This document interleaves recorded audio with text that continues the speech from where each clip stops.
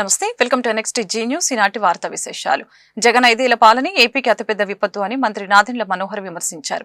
మంగళగిరిలో నిర్వహించిన మీడియా సమావేశంలో ఆయన మాట్లాడారు. ప్రధానమంత్రి ఫసల్ బీమా కింద గత ప్రభుత్వం రూపాయి కూడా చెల్లించలేదని అన్నారు. 2020 ఖరీఫ్ నుంచి రైతులకి పంట బీమా కూడా ఇవ్వలేదని చెప్పారు. వరద బాధితులకి కూటమి ప్రభుత్వం అండగా ఉంటుందని తెలియజేశారు. అర్థం లేని విమర్శలతో వైసీపీ కాలక్షేపం చేస్తుందని మండిపడ్డారు. కష్టాల్లో ఉన్న వరద బాధితులను ఆదుకోవాలన్న ఆలోచనే జగన్ కి లేదని అన్నారు. ఆయన క్షేత్రస్థాయిలో పర్యటించిన దాఖలాలు లేవని చెప్పారు. అలాగనే ఎక్కడ కష్టం వచ్చినా జనసేన సైనికులు ముందుంటున్నారని నాదెండ్ల మనోహర్ తెలిపారు. కొన్ని ప్రాంతాల్లో ప్రజలు అప్రమత్తమైనా కూడా ప్రభుత్వం తరఫు నుంచి అధికార యంత్రాంగం సిద్ధమైనా కూడా ఒకేసారి అంత భారీ వర్షం నమోదుతోటి దిగువ ప్రాంతాల్లో ఉన్న ప్రజలు తీవ్రమైన ఇబ్బందులకు గురవుతున్నారు. విజయవాడ నగరంలో మనం చూసాం ఏ విధంగా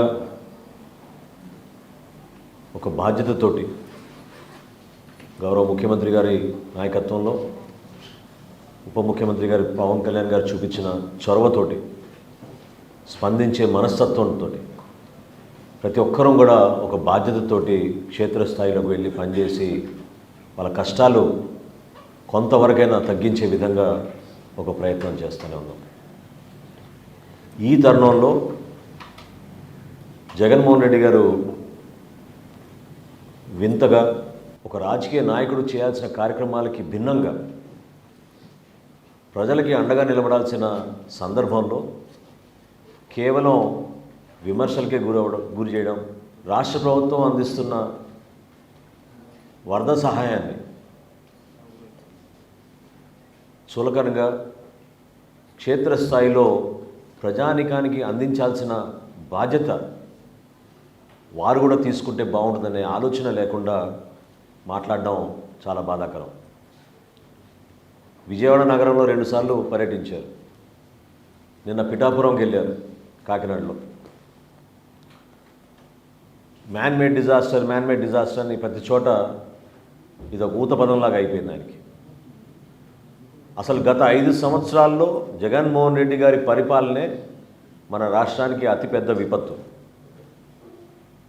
ఊహించని విధంగా వీళ్ళు వ్యవస్థలు నాశనం చేసి కనీసం ఇరిగేషన్ శాఖ పైన క్షేత్రస్థాయిలో ఉన్న వ్యవస్థలపైన అధ్యయనం చేసుకుని బడ్జెట్ అలొకేషన్లు కూడా చేయకుండా సర్వనాశనం చేసిన జగన్మోహన్ రెడ్డి గారు ఈ రోజున అధికారంలో ఉన్న కూటమి ప్రభుత్వం కేవలం 3 నెలలు అయింది మేము అధికారంలోకి వచ్చి. గన్నవరం విమానాశ్రయం అభివృద్ధిపై ప్రత్యేక దృష్టి పెడతామని కేంద్ర పౌర విమానయాన శాఖ మంత్రి రామ్మోహన్ నాయుడు తెలిపారు. గన్నవరం విమానాశ్రయంలో అప్రోచ్ రహదారిని విజయవాడ ఢిల్లీ ఇండిగో సర్వీసును ప్రారంభించిన అనంతరం ఆయన మాట్లాడారు. 3 నెలల్లోనే 4 కొత్త సర్వీసులను ఏర్పాటు చేసుకున్నామని చెప్పారు. అక్టోబర్ 27 విశాఖ ఢిల్లీకి సర్వీస్ ప్రారంభించనున్నట్లు చెప్పారు. షార్జాకి ప్రస్తుతం సర్వీసులు నడుస్తున్నాయని పేర్కొన్నారు. దుబాయ్, సింగపూర్ కు విస్తరించనున్నట్లు చెప్పారు. దేశంలో ఎన్నో ఎయిర్పోర్ట్లు ఉంటే ప్రధానంగా దృష్టి పెట్టినటువంటి ఎయిర్పోర్ట్ మన విజయవాడ ఎయిర్పోర్ట్ అనేది కూడా తెలియజేసుకుంటున్నాను. దానికి కారణం చంద్రబాబు నాయుడు గారు, పవన్ కళ్యాణ్ గారు ప్రత్యేకంగా వాళ్ళు కూడా చెప్పి ఈ విజయవాడ ఎయిర్పోర్ట్ని మనం డెవలప్ చేసుకోగలిగితే, ఈ కనెక్టివిటీని దేశంలో ఉన్నటువంటి ప్రతి నగరానికి మనం అందించగలిగితే మన క్యాపిటల్కి ముందుగా చాలా మంది వస్తారు. తద్వారా మన రాష్ట్రం కూడా అభివృద్ధి చెందడానికి అవకాశం ఉంటుందని వాళ్ళు ఒక డైరెక్షన్ ఇచ్చిన తర్వాత ప్రత్యేక దృష్టి పెట్టి నాకు తెలిసి ఈ 3 నెలల్లో ప్రభుత్వాలు ఏర్పాటైన 3 నెలల్లో ఏ ఎయిర్పోర్ట్ గురించి కూడా 4 కనెక్షన్లు మొదలై ఉండవు. అది కేవలం మన విజయవాడ నుంచే మొదలైందని కూడా తెలియజేసుకుంటున్నాను. ఇది అంతం కాదు, ఆరంభం మాత్రమే. వచ్చే నెల మరొక కనెక్షన్ కూడా విజయవాడ నుంచి విశాఖపట్నంకి మరొకటి మనం స్టార్ట్ చేయబోతున్నాం. అది కూడా లాంగ్ పెండింగ్ డిమాండ్ ఉంది. అక్టోబర్ 27వ తారీఖు నుంచి విశాఖపట్నం నుంచి విజయవాడ వరకు ఒక కొత్త కనెక్షన్ మనం స్టార్ట్ చేయబోతున్నాం. ఈ అన్నిటికీ మించి విజయవాడ నుంచి ఇంటర్నేషనల్ కనెక్టివిటీ మనం పెంచాలి. ప్రస్తుతం షార్జాకి వారానికి 2 ఫ్లైట్లు మనం నడిపిస్తున్నాం. ఆ 2 ఫ్లైట్లతో పాటు దుబాయ్కి కానీ సింగపూర్కి కానీ ఇక్కడ నుంచి కనెక్షన్ ఇస్తే కేవలం విజయవాడ పట్టణమే కాకుండా చుట్టుపక్కల ఉన్నటువంటి 5-6 జిల్లాలకి కూడా అది ఎంతో మందికి ఉపయోగపడే విధంగా, లక్షల మందికి ఉపయోగపడే విధంగా కనెక్టివిటీ ఉంటుందని చంద్రబాబు నాయుడు గారు కూడా ఈ యొక్క విషయం మీద చాలా దృష్టి పెట్టడం జరుగుతుంది. అంటే ఇతర దేశాలతో పాటు కూడా అగ్రిమెంట్స్ చేసుకొని స్టార్ట్ చేయాలి కాబట్టి మనం అంత తొందరగా స్టార్ట్ చేయలేకపోయినా సరే ఖచ్చితంగా హామీ ఇస్తున్నాను, వీలైనంత త్వరగా విజయవాడ నుంచి ఇంటర్నేషనల్ కనెక్టివిటీ కూడా పెంచే విధంగా చర్యలు తీసుకుంటామని తెలియజేస్తున్నాను. విజయవాడ నగరంలో వరద నీరు దాదాపుగా తగ్గిపోయిందని రాష్ట్ర పురపాలక పట్టణాభివృద్ధి శాఖ మంత్రి నారాయణ వెల్లడించారు. రేపటికల్లా మొత్తం 32 వార్డులు సాధారణ స్థితికి వస్తాయని తెలిపారు. వరద నీటితో ఇళ్లలో చాలా బురద పేరుకుపోయిందని, అన్ని వీధుల్లో ఫైర్ ఇంజన్లు ఏర్పాటు చేసి క్లీనింగ్ చేయిస్తున్నామని చెప్పారు. విజయవాడ నగరంలోని కండ్రిక బోస్నగర్ జర్నలిస్టు కాలనీలో నారాయణ పర్యటించారు. వరద నీరు ఉన్న ప్రాంతాలతో పాటు శానిటేషన్ జరుగుతున్న చిన్న చిన్న రోడ్లపై ఆయనే స్వయంగా బైక్ నడుపుకుంటూ వెళ్లారు. వరద నీరు ఉన్న ప్రాంతాల్లో వందలాది మంది పారిశుద్ధ్య కార్మికులతో క్లీనింగ్ పనులు జరుగుతున్నాయని చెప్పారు. జర్నలిస్టు కాలనీలో వరద నీటిని భారీ మోటార్లతో బయటికి పంపింగ్ చేస్తున్న పనుల్ని పరిశీలించారు. పక్కనున్న విలేజ్లు కొన్ని వాటర్లు మెర్జ్ అయిపోయినాయి. ఆ మెర్జ్ కూడా 10 అడుగులు 9 అడుగులు 8 అడుగులు ఇలా అయిపోయి ఇవాళకి యాక్చువల్గా ఇవాళ ఆల్మోస్ట్ 14 రోజులు పూర్తి అయిపోయింది. అయితే ఫస్ట్ 10 రోజుల్లో దాదాపు మెజారిటీ ఆల్మోస్ట్ కంప్లీట్ చేసాం. ఎక్కడ మిగిలిపోయిందంటే సాయిబాబా టెంపుల్ ఉండే ఆ ఏరియాస్, జర్నలిస్ట్ కాలనీ, దాని పక్కన ఉన్న ఒక 10 వీధులు. అయితే ఒక స్పెషల్ ఆపరేషన్ చేసి యాక్చువల్గా దీని మీద ఆ యొక్క నిన్న 10 వీధుల్లో ఏదైతే వాటర్ ఉందో నిన్న సాయంకాలం పూర్తి అయిపోయింది. అయితే జర్నలిస్ట్ కాలనీలో కూడా నీళ్లు తీసేయాలని నిర్ణయించుకున్నాం. అయితే తీయాలంటే పైనుంచి ఫ్లో అవుతుంది. ఆ ఫ్లో పోయేతడికి ఒక కట్టేసి ఇంకొక కెనాల్ డ్రైన్లోకి తవ్వేతడికి చేయమని ఇప్పుడే ఆదేశించారు. ఈ సాయిబాబా నగర్లో యాక్చువల్గా నీళ్లు ఉన్నాయి రాత్రి, అవన్నీ కూడా పోయినాయి. అయితే ఇక్కడంతా బుడద ఇళ్లలో ఇప్పుడే చూసాను నేను. ఒక్కొక్క ఇంట్లో 4 ఇంచులు 3 ఇంచులు 2 ఇంచులు బుడుతుంది, రోడ్లలో ఉంది. ఇప్పుడే కమిషనర్ గారికి చెప్పా, ఫైర్ వాళ్ళతో మాట్లాడాను. ఫైర్ ఇంజిన్లు నుండి అన్నీ మొత్తం ఇక్కడికి పంపించుకున్నా. ఎన్ని ఉంటే పంపించి ఒక్కొక్క వీధిలో ఒక్కొక్క ఫైర్ ఇంజిన్ పంపించి వాళ్ళ సాయంకాలం కల్లా బుడద 100% తీసేసేటట్టుగా ఇళ్లలో కానీ రోడ్లలో కానీ. తర్వాత సైడ్ డ్రైన్స్లో యాక్చువల్గా కొంత సిల్ట్ ఉంది, అది తీసి నేను ఆదేశించాను. ఈ ఏరియాలో వాళ్ళకి morning to evening water release చేయమన్నా. అంటే జనరల్గా మార్నింగ్ ఒక 2 అవర్స్, ఈవినింగ్ 2 అవర్స్ ఇస్తారు మున్సిపాలిటీ వాళ్ళు. అలా కాకుండా ఈ ఏరియాలో వాడే వరకు 2-3 రోజులు మార్నింగ్ నుంచి ఈవినింగ్ దాకా కంటిన్యూస్ వాటర్ ఉండేటట్టుగా చేయమని ఆదేశించాను. రేపు మార్నింగ్కి మొత్తం 32 డివిజన్లు కావచ్చు, పక్కన విలేజ్లు కావచ్చు అని నార్మల్ స్థితికి వస్తాయి. అయితే ఇక్కడ ఎన్యూమరేషన్లో కొందరు ఏమంటున్నారంటే, సార్ ఎన్యూమరేషన్కి మా ఇంటికి వచ్చారంట, మేము లేవు, తాళం వేసి వెళ్ళిపోయాం. ఎందుకంటే మా ఇంట్లో నీళ్లుండి మీరు నిన్న నీళ్ళు తీశారు, నేను రాత్రి మేము ఇవాళ వచ్చాము, మాకు ఎన్యూమరేషన్ చేయలేదంటే చెప్పాను అధికారులకి, కమిషనర్ గారికి ఇమీడియట్గా వాళ్ళకు కూడా ఎన్యూమరేషన్ చేయమని. ఒక 3 రోడ్లని యాక్చువల్గా కొట్టేయడం జరిగింది.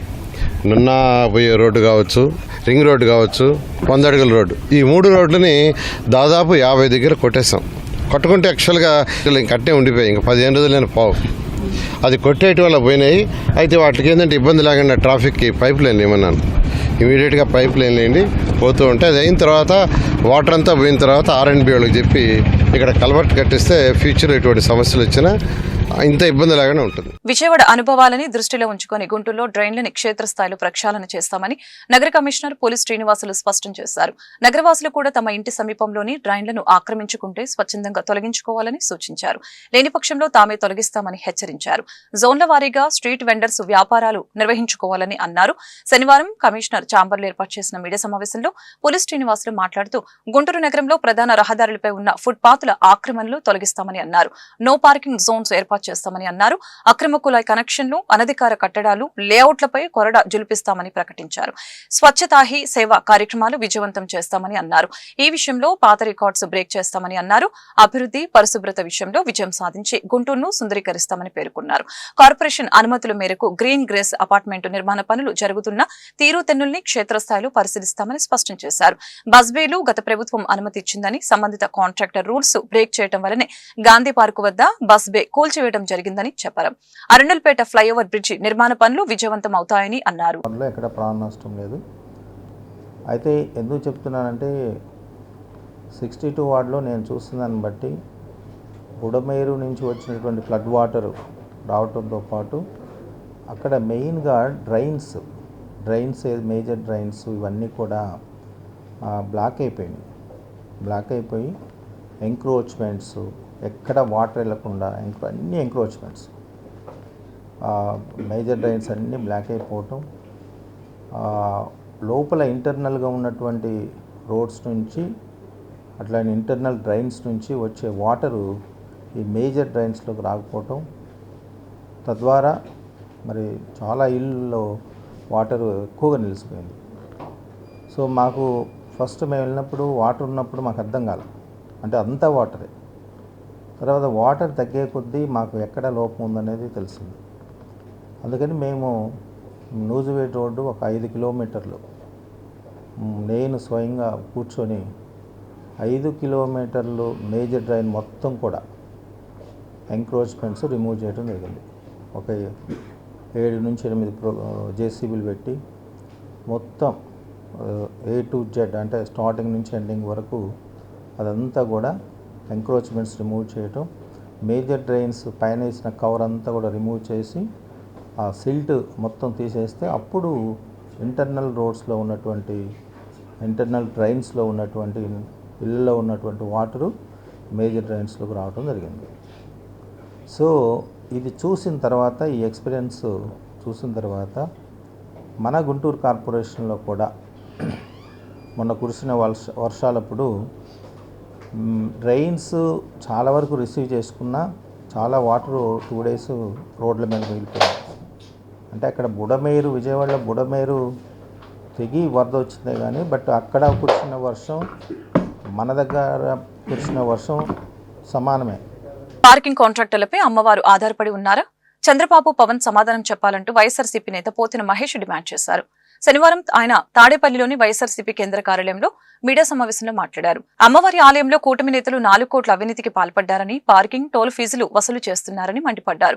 కనకదుర్గ రోడ్లో షాపుల అద్దెల పేరుతో మరికొంత కొట్టేయడానికి రెడీ అయ్యారు. మాజీ ఎమ్మెల్సీ బుద్దా వెంకన్న దీనంతటికీ కారకుడు. దేవాదాయ అధికారుల్ని బెదిరించి జీవోలు శాఖ జారీ చేయించుకుంటున్నారు. కాంట్రాక్ట్ పూర్తయితేనే మళ్లీ 10% పెంచి సదరు కాంట్రాక్టర్ కి కాంట్రాక్ట్ ఇవ్వాలి. 2 కోట్లకు పైగా సొమ్ము కాంట్రాక్టర్ నుంచి ఎందుకు తీసుకోలేదు?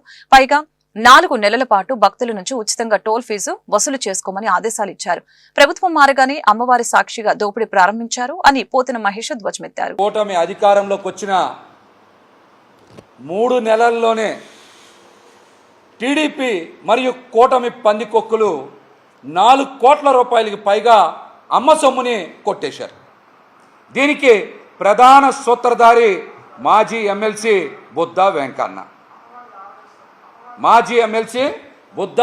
వెంకన్న. ఒకటి, పార్కింగ్ కాంట్రాక్టులో అసలు 6 నెలల పాటు ఎటువంటి కాంట్రాక్ట్ రుసుము అమ్మవారి ఆలయానికి చెల్లించకుండా ఫ్రీగా భక్తుల దగ్గర నుంచి పార్కింగ్ ఫీజు, టోల్ ఫీజు వసూలు చేసుకోమని కోట్ల రూపాయలు అమ్మవారి భక్తుల దగ్గర నుంచి కొట్టేయడానికి నిన్ననే 9వ తారీఖున ఒక ఆర్డర్ ఇచ్చారు ఎండోమెంట్ కమిషనర్ గారు. ఒకటి. రెండోది, కనకదుర్గా నగర్లో 24 షాపులు కనకదుర్గా నగర్లోనే రోడ్డుకి అవతల నుంచి రోడ్డుకి యువతలకి మొత్తం కలిపి రోడ్డు వెడల్పు కూడా మీకు తెలుసు కదా, గట్టిగా 20 అడుగులు ఉండదు. మార్చినందుకు అద్దె తగ్గించాలని చెప్పి 40% అద్దె తగ్గించాలని చెప్పి అక్కడ 1 కోటి రూపాయలు, మొత్తం కలిపి 4 కోట్ల రూపాయలకి పైగా అమ్మవారి సొమ్ముని కొట్టేయడానికి అనుమతులైతే ఇచ్చారు. దీనికి ప్రధాన సూత్రధారి మాత్రం మాజీ ఎమ్మెల్సీ బుద్దా వెంకన్న. అమ్మవారి ఆలయంలో అధికారుల్ని బ్లాక్మెయిల్ చేస్తూ, బెదిరిస్తూ, ఇది మా టీడీపీ, జనసేన, బీజేపీ ప్రభుత్వం అని, మేము చెప్పిందే మీరు వినాలని, వినకపోతే ఊరుకోమని అమ్మవారి ఆలయ అధికారులనే కాదు, ఎండోమెంట్ కమిషనర్ గారి కార్యాలయంలో అధికారులను కూడా బెదిరించి హుకుం జారీ చేస్తూ ఉన్నారు.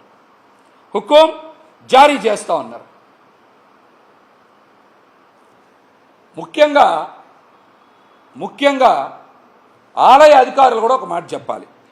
ఎండోమెంట్ అధికారులు కూడా, దేవాదాయ ధర్మాదాయ శాఖ అధికారులు కూడా ముఖ్యంగా ఒక విషయం చెప్పాలి. అమ్మవారు గుంటూరులోని నల్లచెరువు ప్రాంతం ఆధ్యాత్మిక కేంద్రంగా విరాజిల్లుతుందని పశ్చిమ ఎమ్మెల్యే గల్లా మాధవి తెలిపారు. వినాయక చవితి ఉత్సవాలను ఈ ప్రాంత ప్రజలు కుల మతాలకు అతీతంగా నిర్వహించుకోవడం హర్షణీయమని అన్నారు. గుంటూరు నల్లచెరువు 21, 22, 25 లైన్లలో ఏర్పాటు చేసిన వినాయక పందిళ్లలోని గణనాథుల్ని ఎమ్మెల్యే దర్శించుకున్నారు. ఈ సందర్భంగా జరిగిన ప్రత్యేక పూజల్లో ఆమె పాల్గొన్నారు. ఎమ్మెల్యేను గణేష్ పందిళ్ల నిర్వాహకులు ఘనంగా సత్కరించారు. ఈ మేరకు ఎమ్మెల్యే గల్లా మాధవి మీడియాతో మాట్లాడారు. ఆధ్యాత్మిక చింతనతోనే సమాజ వికాసం సాధ్యమని అన్నారు. మహాగణపతి ఆశీస్సులతో ప్రజల విఘ్నాలు తొలగిపోవాలని ఆకాంక్షించారు. అలాగే రాష్ట్రం సుభిక్షంగా ఉండాలని అభిలాషించారు. ఈ కార్యక్రమంలో 20వ డివిజన్ వైసీపీ అధ్యక్షులు షేక్ అబ్బానీ, మహమ్మద్ రఫీ, ఖాసిం, వేణుబాబు, బాలకృష్ణ, శ్రీనివాసరావు, షంషున్నీసా తదితరులు పాల్గొన్నారు.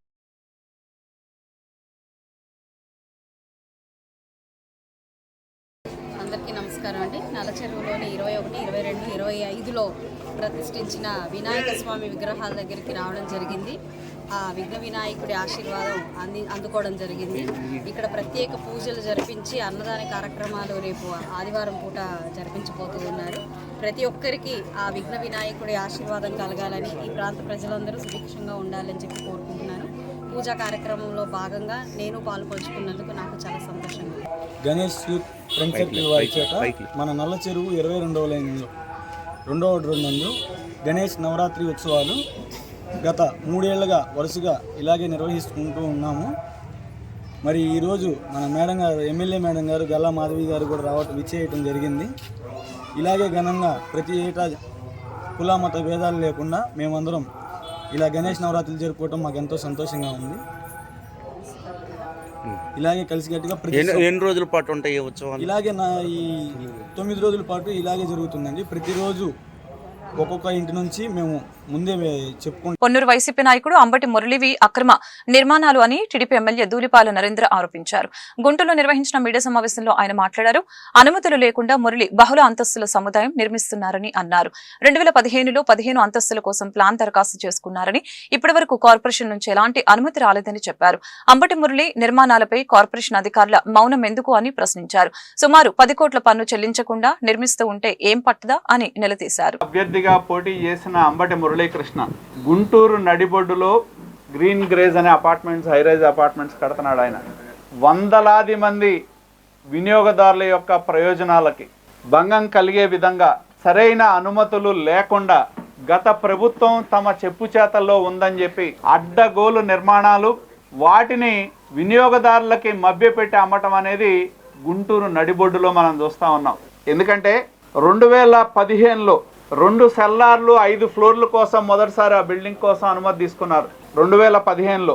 అలాగే 2017లో 15 ఫ్లోర్లు 2 సెల్లార్లు 1 స్టిల్ట్ కోసం పర్మిషన్ కోసం అప్లై చేయడం జరిగింది, రివైజ్డ్ ప్లాన్ కోసం. ఇవాళ 2024 ఈ రోజు వరకు కూడా ఆ రివైజ్డ్ ప్లాన్కి అనుమతి లేదు. ఈ రోజు వరకు కూడా దానిలో ఆయన 3 బ్లాకులు ప్రపోజ్ చేసి దాదాపు 15 లక్షల స్క్వేర్ ఫీట్ నిర్మాణానికి పనులు శ్రీకారం చుట్టారు. ఇవాళ మనం చూస్తూ ఉన్నాం, నిర్మాణాలు జరుగుతూ ఉన్నాయి. ఇక్కడ ఇంకొకటి ఏంటంటే, వెనకాల రైల్వే ట్రాక్ వెళ్తూ ఉంది. రైల్వే ట్రాక్ నుంచి వాళ్ళు మొదట ఏదైతే 2 సెల్లార్ల 5 ఫ్లోర్ల కోసం రైల్వే కోసం ఎన్ఓసి తీసుకున్నప్పుడు, రైల్వే వాళ్ళు ఎన్ఓసి ఎలా ఇచ్చారంటే రైల్వే ట్రాక్ నుంచి 75 అడుగుల దూరం వదిలిపెట్టి కట్టమని చెప్పారు. అది దేనికి? 2 సెల్లార్లు 5 ఫ్లోర్లకి 2015లో. ఇవాళ అది 15 ఫ్లోర్లు అయింది. 15 ఫ్లోర్లు అయితే దానికి ఇంతవరకు రివైజ్డ్ ఎన్ఓసి అనేది రైల్వే నుంచి లేదు. రైల్వే ఎన్ఓసి ప్రకారం 75 అడుగుల దూరం రైల్వే ట్రాక్ నుంచి వదిలిపెట్టి కట్టడానికి ఎన్ఓసి ఇస్తే, ఆయన కార్పొరేషన్లో కేవలం 39 అడుగులు సెట్ బ్యాక్ మాత్రమే వదిలికట్టినట్టు మాకున్న సమాచారం. దానిలో రైల్వే ఎన్ఓసిలో స్పష్టంగా చెప్పారు, అనుమతులకు విరుద్ధంగా గనక మీరు కడితే ఎన్ఓసి క్యాన్సిల్ చేస్తామని చెప్పి. అదేవిధంగా కార్పొరేషన్ అధికారులు, గత 5 సంవత్సరాల్లో వైకాపా ప్రభుత్వం ఉంది, కార్పొరేషన్ అధికారులు అందరూ కూడా ఆయనకి అడుగులు వచ్చారనేది స్పష్టమవుతా ఉంది. రైల్వే ఎన్ఓసికి భిన్నంగా నిర్మాణాలు ఎలా చేశారని చెప్పి మేము ప్రశ్నిస్తా ఉన్నాం. స్పష్టమైన ఆధారాలు మా దగ్గర ఉన్నాయి. ఏ విధంగా అంబటి మురళీకృష్ణ ఈ ప్రాజెక్టులో అనుమతులు లేకుండా కట్టాల్సిన ప్రభుత్వ విభాగాలకు డబ్బులు కట్టకుండా గత 5 సంవత్సరాల కాలంలో ఇవాళ వరకు కూడా కడతా ఉన్నారు. అంటే మున్సిపల్ అధికారులు కానీ, కన్సర్న్డ్ డిపార్ట్మెంట్స్ కానీ కళ్ళు మూసుకున్నారు. ముంబై నటి కాదంబరి జత్వాని ఫిర్యాదు మేరకు ఇబ్రహీంపట్నం పోలీసులు ఎఫ్ఐఆర్ నమోదు చేశారు. తనను అక్రమంగా నిర్బంధించి చిత్రహింసలకు గురి చేశారని తల్లిదండ్రులు న్యాయవాదులతో కలిసి ముంబై నటి శుక్రవారం పోలీస్ స్టేషన్ కు వెళ్లి ఫిర్యాదు చేశారు. దీంతో వైసీపీ నేత కుక్కల విద్యాసాగర్ పై 192, 211, 218, 220, 354, 467, 420, 469, 471 రెడ్ విత్ 120B సెక్షన్ల కింద కేసు నమోదు చేసినట్లు పోలీసులు తెలిపారు. ముంబై నటి శనివారం కూడా ఇబ్రహీంపట్నం పిఎస్ కి వెళ్లి కేసుకు సంబంధించిన వివరాలు అందజేశారు. గుంటూరు ఆరగ్రహారం వాసవి యూత్ ఆధ్వర్యంలో 26వ శ్రీ అభయ గణపతి నవరాత్రోత్సవాలు అంగరంగ వైభవంగా కొనసాగుతూ ఉన్నాయి. ఈ ఉత్సవాలలో భాగంగా శుక్రవారం మహాగణపతి లక్ష్మీ గణపతి అలంకారంతో భక్తులకి దేదీప్యమానంగా దర్శనమిచ్చారు. వాసవి యూత్ సభ్యులు 1,50,00,000 రూపాయలతో అభయ గణపతిని శోభయమానంగా అలంకరించారు. లక్ష్మీ గణపతిని దర్శించుకునేందుకు భక్తులు బారులు తీరారు. బీజేపీ జిల్లా అధ్యక్షులు వనమా నరేంద్ర దంపతులు స్వామివారికి ప్రత్యేక పూజలు నిర్వహించారు. ఈ సందర్భంగా వనమా నరేంద్ర, టీడీపీ కార్పొరేటర్ బాబు, వాసవి యూత్ అధ్యక్షులు తోనుగుంట్ల నాగేశ్వరరావు మీడియాతో మాట్లాడారు. ప్రతి సంవత్సరం గణపతి నవరాత్రోత్సవాలు అత్యంత ఘనంగా నిర్వహించుకుంటున్నామని పేర్కొన్నారు. 10 రోజుల పాటు అభయ గణపతికి ప్రత్యేక పూజలు జరుగుతాయని పేర్కొన్నారు. 17వ తేదీన స్వామివారి నిమజ్జనోత్సవం ఊరేగింపు కార్యక్రమం నేత్రపర్వంగా జరుగుతుందని వెల్లడించారు. ఈ కార్యక్రమంలో వాసవి యూత్ కార్యదర్శి పువ్వాడ నాగ వెంకటనారాయణ, కోశాధికారి Shyam Sundar, program committee chairman Ramu, TDP నాయకులు కొనకల్ల సత్యనారాయణ, త్రిపులెక్స్ మినపగుండ్లు అధినేత బుజ్జి తదితరులు పాల్గొన్నారు. భారత్ మాతాకి జై. ఈరోజు శ్రీ కన్యకా పరమేశ్వరి అమ్మవారి వీధిలో వాసవి యూత్ ఆధ్వర్యంలో 26వ గణేష్ చతుర్దశి వేడుకల్లో పాల్గొనడం చాలా ఆనందంగా ఉంది. మరి కరోనా సమయం తర్వాత ఈ దేశ ప్రజలందరూ కూడా సుఖ సంతోషాలతో ఉండాలని, సస్యశ్యామలంగా పంటలు పండాలని మనం విఘ్నరాజును పూజ చేసుకుంటుంటాము. మరి అలాంటి సందర్భంలో ఈ సంవత్సరం ఇక్కడ 1,51,00,000 రూపాయలతో గణేష్ మహారాజుని అలంకరించడం మనందరం కూడా చూస్తున్నాము. మరి ఈ యొక్క ఉత్సవ కమిటీ వాళ్ళైన వాసవి యూత్ ఉత్సవ కమిటీ అయిన నాగేశ్వరరావు గారు, నారాయణ గారు, శ్యామ్ గారు, అలానే రామ్మోహన్ రావు గారు అందరికీ కూడా ప్రత్యేక అభినందనలు తెలియజేస్తున్నాను. ఇది ఒక్క వ్యక్తితోనో ఒక వ్యవస్థతోనో కాదు, ఇది అందరి సమిష్టి కృషితోనే ఈ యొక్క 1,51,00,000 రూపాయలని మరి అందరూ సేకరించి కొత్త నోట్లను తీసుకొచ్చి మరి గణేష్ మహారాజ్ని అలంకరించుకోవడం, దీనికి ఈ యొక్క వీధిలోనే కాదు గుంటూరులో ఉన్న ప్రజలందరూ కూడా వచ్చి దర్శనం చేసుకొని స్వామివారి కృపకి పాత్రలు అవుతున్నారు. మరి రానున్న 5 సంవత్సరాలు కానీ రానున్న రోజుల్లో కూడా ఈ యొక్క ఆంధ్రదేశం అభివృద్ధి చెందుతున్న పాటు సస్యశ్యామలంగా పంటలు పండుతాయని, వ్యాపారాలు కూడా బాగుంటాయని కూడా మేము ఈ వినాయకునికి కోరుకుంటున్నాం. గుంటూరు నగరం ఆరగ్రహారంలోని కన్యకా పరమేశ్వరి అమ్మవారి దేవస్థానం ముందు వాసవి యూత్ వారి ఆధ్వర్యంలో 26వ సంవత్సర గణేష్ ఉత్సవ వేడుకలను అధ్యక్షులు తూనుగొండ నాగేశ్వరరావు గారు, అట్లాగే కార్యదర్శి మన పువ్వాడ నారాయణ గారి ఆధ్వర్యంలో అత్యంత వైభవంగా ఘనంగా జరుగుతూ ఉన్నాయి. వారు 26 సంవత్సరాల నుంచి కూడా ఇదే విధంగా గణేష్ నవరాత్రి ఉత్సవాలను చేస్తా ప్రజలకు రకరకాల అలంకారాలు, గణేష్కి అలంకారాలు చేస్తా కూడా వినూత్నంగా ఈ రోజును చూస్తూ ఉంటే మనం 1,50,00,000 రూపాయల కొత్త నోట్లతో గణేష్ మహారాజ్కి అలంకారం చేశారు. అది చాలా అత్యంత వైభవంగా సుందరంగా ఉంది. మనం కోరుకునేది కూడా ఒకటే, ఈ గణేష్ నాథునికి రాష్ట్రంలో ఎటువంటి ఆటంకం లేకుండా ప్రజలందరూ కూడా ఆయురారోగ్య అష్టైశ్వర్యాలతో ఉండాలని చెప్పి కోరుకుంటూ ఈ గణేష్ మహారాజ్కి అందరూ కూడా పూజలు చేసుకుంటూ వారి ఆశీస్సులు పొందాలని చెప్పి మీ పత్రికాముఖంగా వారందరినీ కోరుకుంటున్నాం. జై గణేష్ మహారాజ్కి. 26వ సంవత్సరం గణపతి నవరాత్రాలు ఈరోజు శుక్రవారం ధన గణపతిగా అలంకారం చేసుకోవడం జరిగింది. ఈ రూపాయి నుంచి 500 రూపాయల దాకా కాయ నుంచి రూపాయి కాయ నుంచి 20 రూపాయల కాయిన్ దాకా అలంకారం చేసుకోవడం జరిగింది. అలానే రేపు వన గణపతి అలంకారం, ఎల్లుండి ఆదివారం చాక్ గణపతి అలంకారం, సోమవారం ఉదయం సామ్రాజ్య పట్టాభిషేకం, వసంతోత్సవం, 10,000 మందికి అన్నప్రసాద వితరణ భారీ ఏర్పాటు జరుగుతున్నవి. అలానే 17వ తారీఖు మధ్యాహ్నం 3 గంటల దగ్గర నుంచి స్వామివారిని 11 రకాల మంగళ వాయిద్యాలతో స్వామివారిని నిమజ్జన కార్యక్రమాలు వేడుకలు ఏర్పాటు జరుగుతున్నాయి.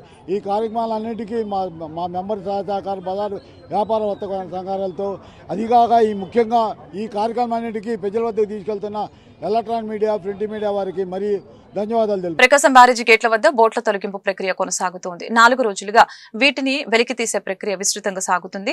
బేకం సంస్థ ఆధ్వర్యంలో వైజాగ్ కు చెందిన అబ్బులు బృందం ఈ పనులు చేపట్టింది.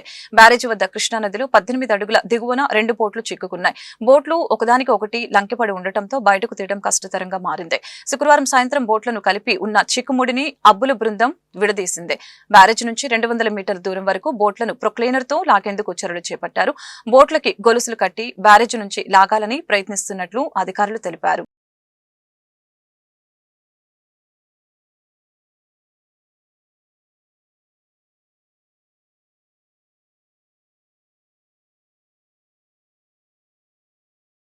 గుంటూరులో వినాయక చవితి వేడుకలు అంగరంగ వైభవంగా కొనసాగుతున్నాయి. ఈ మేరకు డిఎస్ నగర్ లో వినాయక చవితి ఉత్సవాలని భక్తి శ్రద్ధలతో నిర్వహించారు.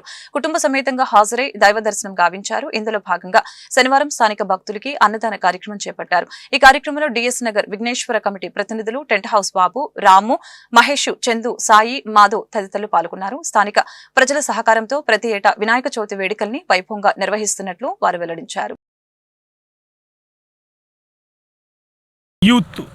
పరిచిత్త వినాయక యూత్ గురించి 5 సంవత్సరాల నుంచి అన్నదాన కార్యక్రమం, గొప్ప అన్నదాన కార్యక్రమం జరుగుతున్నది.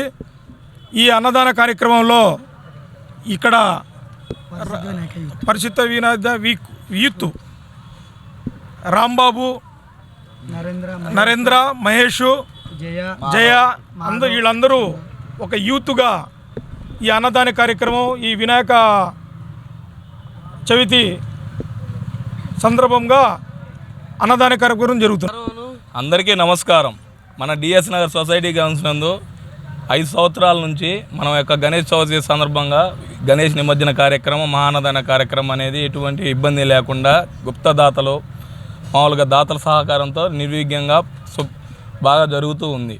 నేడు 8వ రోజు సందర్భంగా స్వామివారి మహాన్నదాన కార్యక్రమం జరుగుతున్నది. దీనికి భక్తులకి పొద్దున గణపతి హోమం, ఇప్పుడు మధ్యాహ్నం మహాన్నదాన కార్యక్రమం అందరి సహకారంతో జరుగుతూ ఉన్నది. అదేవిధంగా రేపు 9వ రోజు స్వామివారి ఉదయం అభిషేకం, మధ్యాహ్నం 3 గంటలకు స్వామివారి 9 రోజులు స్వామివారి చేతిలో ఉండి పూజలు అందుకున్న మహాలడ్డు వేలంపాట జరుగును. అదేవిధంగా సాయంత్రం నిమజ్జన కార్యక్రమం డీజే తప్పెట్లతో చేబ్రోల్ కాలువకి. గుంటూరు నగరంలో వర్షం నీరు డ్రైన్లలోకి మాత్రమే వెళ్లాలని, డ్రైన్ల మీద ఆక్రమణ తొలగింపు ప్రారంభించామని నగరపాలక సంస్థ కమిషనర్ పులి శ్రీనివాసులు తెలిపారు. శనివారం commissioner Kothapet, old club road, Railpet, Pothuri Vari Thota, Guntur వారి తోట తదితర ప్రాంతాలు పర్యటించి డ్రైన్ల ఆక్రమణలు గమనించి తొలగింపు పనులపై క్షేత్రస్థాయి అధికారులకి తగు ఆదేశాలు జారీ చేశారు. ఈ సందర్భంగా కమిషనర్ మాట్లాడారు. గుంటూరు నగరంలో డ్రైన్లపై ఆక్రమణల వలన ఇటీవల కురిసిన వర్షాలకి పలు ప్రాంతాల్లో ఇళ్లలోకి నీరు వచ్చి ప్రజలు తీవ్ర ఇబ్బందులు పడ్డారని చెప్పారు. శనివారం క్షేత్రస్థాయి పర్యటనలో ఓల్డ్ క్లబ్ రోడ్ లో డ్రైన్స్ పై పూర్తిగా ఆక్రమణలు జరిగి మురుగు పారుదలకి వీలు లేకుండా ఉందని అన్నారు. పూడికి తీయటానికి కూడా ర్యాంపులు, ఆక్రమణలు ఉన్నాయని, తక్షణం వాటిని జేసీబీలతో తొలగించడం జరుగుతుందని అన్నారు. ఓల్డ్ క్లబ్ రోడ్డు 2 వైపులా డ్రైన్ పై ర్యాంపులు, ఆక్రమణలు తొలగించాలని ప్రజారోగ్య, ఇంజనీరింగ్, పట్టణ ప్రణాళిక అధికారుల్ని ఆదేశించామని అన్నారు. వర్షాలకి ప్రజలు పడుతున్న ఇబ్బందుల్ని గమనించి డ్రైన్లపై ఆక్రమణల తొలగింపునకి సహకరించాలని అన్నారు. నగరంలో ప్రాంతాల వారీగా మేజర్ డ్రైన్లపై ఆక్రమణల తొలగింపునకి కార్యాచరణ సిద్ధం చేస్తున్నామని తెలిపారు. పర్యటనలో తూర్పు ఎంహెచ్ఓ ఇన్ఛార్జి రామారావు, డిఈఈ రాము, ఎస్ఎస్ అయూబ్ ఖాన్, సచివాలయ కార్యదర్శులు పాల్గొన్నారు. గత ప్రభుత్వ హయాంలో ఎక్సైజ్ శాఖను 2 శాఖలుగా సెబ్ మరియు ఎక్సైజ్ గా విభజించడం జరిగిందని, ఆ విధానాలు సరిగ్గా లేవని గమనించి పాత విధానాన్ని కొనసాగించాలనే ఉద్దేశంతో ఇప్పుడు ప్రభుత్వం నిర్ణయం తీసుకుందని డిప్యూటీ కమిషనర్ ఎస్వీవీఎన్ బాబ్జీరావు తెలిపారు. గుంటూరులోని బ్రాడీపేట ఎక్సైజ్ కార్యాలయంలో ఏర్పాటు చేసిన విలేకరుల సమావేశంలో ఆయన మాట్లాడారు. సెబ్ వలన ప్రభుత్వానికి మరియు సమాజానికి జరిగిన నష్టాన్ని అధ్యయనం చేసిన తర్వాత ఆ విధానం సరైంది కాదని, ఎక్సైజ్ శాఖను పునరుద్ధరించాలని ప్రభుత్వం ఈ నిర్ణయం తీసుకుంది. ఎక్సైజ్ శాఖ అమలుకి అన్ని జీవోలు ఇవ్వడం జరిగింది. ఈ జీవోను ఇవ్వడం చాలా మంచిదని, కృతజ్ఞతాపూర్వకంగా రాష్ట్ర వ్యాప్తంగా థ్యాంక్ యూ సీఎం సార్ అంటూ ముఖ్యమంత్రి ఎక్సైజ్ శాఖ మంత్రి చిత్రపటానికి పాలాభిషేకం నిర్వహించామని తెలిపారు. గత 5 సంవత్సరాల్లో మా డిపార్ట్మెంట్ 2 ముక్కలుగా జరిగింది. గత ప్రభుత్వం ఒకటి ఎస్సీవీ అని, ఇంకోటి ఎక్సైజ్ అని చెప్పేసి ఆ విధానాలన్నీ సరిగ్గా లేవు కాబట్టి అందులో మళ్ళీ ఆ పాత ఎక్సైజ్ డిపార్ట్మెంట్ పునరుద్ధరించమని చాలాసార్లు వాళ్ళని కోరడం జరిగింది. వాళ్ళు వివిధ కారణాల వల్ల వాళ్ళు మనకి ఎటువంటి చర్య తీసుకోలేదు. తర్వాత నూతన ప్రభుత్వం, కూటమి ప్రభుత్వం ఏర్పడిన తర్వాత మేము మళ్ళీ ఈ ప్రభుత్వాన్ని ఏర్పడడం జరిగింది. దాంట్లో సాధక బాధకాలను వివరించడం జరిగిన తర్వాత వాళ్ళు మా సమస్యని తర్వాత ప్రభుత్వానికి జరిగిన నష్టాన్ని, అలాగే సమాజానికి జరిగిన నష్టాన్ని కూడా అన్ని అధ్యయనం చేసిన తర్వాత ఈ విధానం సభ్య విధానం కరెక్ట్ కాదు, మళ్ళీ ఎక్సైజ్ యాక్ట్ పునరుద్ధరించాలని చెప్పేసి ఒక నిర్ణయం తీసుకొని దానికి తగ్గ అన్ని జీవోలు విడుదల జరిగింది. నిన్న సాయంత్రం పూర్తి స్థాయికి ఎక్సైజ్ శాఖను పునరుద్ధరిస్తూ మా శాఖని జీవోలు ఇష్యూ చేయడం జరిగింది. అందుకు సంబంధించి ఆ ప్రాసెస్లో ప్రభుత్వం నిర్ణయం తీసుకోవడం వల్ల మాకు జరిగింది కాబట్టి ప్రభుత్వ అధినేత ముఖ్యమంత్రి గారిని, అలాగే మా ఎక్సైజ్ శాఖ మంత్రి గారు కూడా మాకు సహకరించారు. అలాగే మాకు principal secretary Meena sir and మా కమిషనర్ గారు అందరూ సహకరించి ఈ ఏదైతే మాకు ఏకీకృతమైందో దాన్ని జరిగిన వాళ్ళందరూ కారణం కాబట్టి మేము ఒక కృతజ్ఞతాపూర్వకంగా సీఎం గారికి అండ్ మినిస్టర్ గారికి పాలాభిషేకం చేసి మా ఎక్సైజ్ స్టేషన్స్ అన్నీ ఎక్సైజ్ ఆఫీసర్ సబ్ స్టేషన్లు సబ్ ఆఫీసర్ అన్నీ కూడా ఎక్సైజ్ ఆఫీసులు మారినాయి, ఈ రోజు నుంచి మారుతున్నాయి కాబట్టి ఈ పాలాభిషేకం కార్యక్రమం మొదలుపెట్టి తీసుకున్నాము. అది థ్యాంక్ యూ సీఎం ప్రోగ్రామ్ అని పేరు పెట్టుకొని మేము అందరూ రాష్ట్ర వ్యాప్తంగా ఒకేసారి చేయడం జరిగింది. ఫస్ట్ నుంచి ఒక్కటి కూడా తీసుకురాకూడదండి. ఇంతకుముందు ఈ గత ప్రభుత్వం కంటే ముందు ఉన్న ప్రభుత్వంలో అయితే మనం 6 బాటిల్స్ ఏదైనా తెచ్చుకోవచ్చు. ఇప్పుడు అది కూడా లేదు, సింగిల్ బాటిల్ కూడా బయట నుంచి తేవడం లేదు. మన రాష్ట్ర మధ్యం కూడా 3 బాటిల్స్ కన్నా ఎక్కువ ఉండట్లేదు ఒక మనిషి దగ్గర లైసెన్స్ లేకుండా.